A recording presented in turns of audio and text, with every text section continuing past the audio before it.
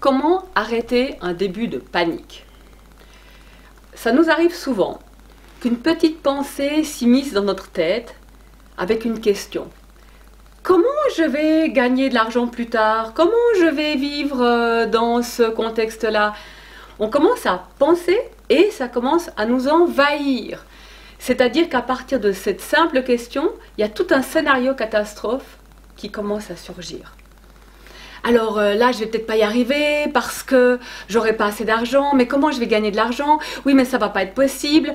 Oui, mais attention, j'ai pas tenu compte de ça. Oh mon Dieu, qu'est-ce qui va arriver? Et là, on ressent un début de panique interne. On a fait un gros scénario catastrophe qui génère une charge émotionnelle forte. Comment on l'arrête?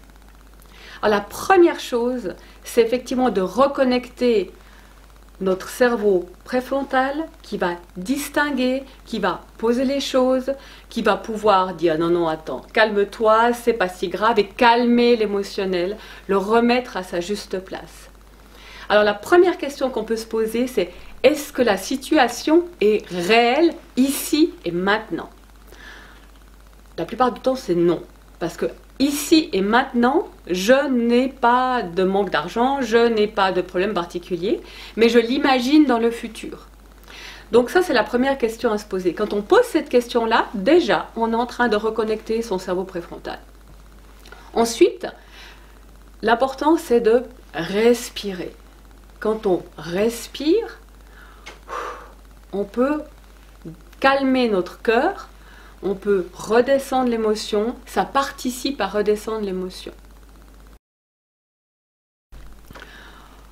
En respirant, en fait, je canalise mon attention sur quelque chose de physique. Donc ça me permet d'arrêter mon émotion qui part dans tous les sens, de la canaliser sur quelque chose de concret, donc de nouveau de redescendre la charge émotionnelle. Après, je peux me poser une autre question. Qu'est-ce qui est en mon pouvoir ici et maintenant? Qu'est-ce que je peux vraiment faire? Tout ce qui est dans le futur ou toutes les élucubrations que j'ai pu avoir dans mon scénario catastrophe ne sont que des suppositions. Qu'est-ce qui est en mon pouvoir ici et maintenant?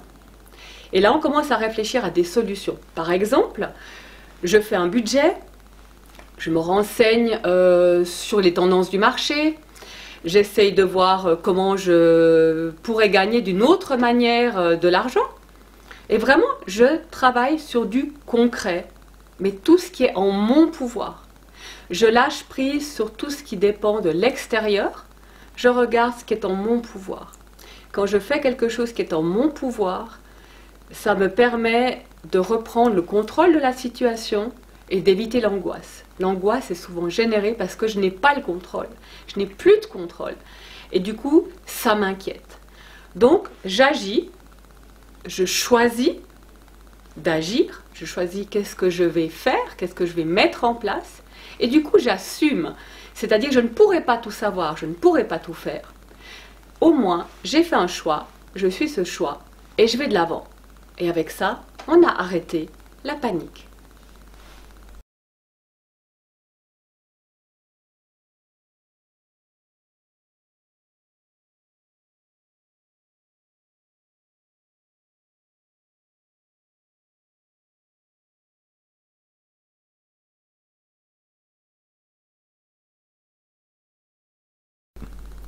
Envie d'en savoir plus? Envie d'aller plus loin? Contactez-moi.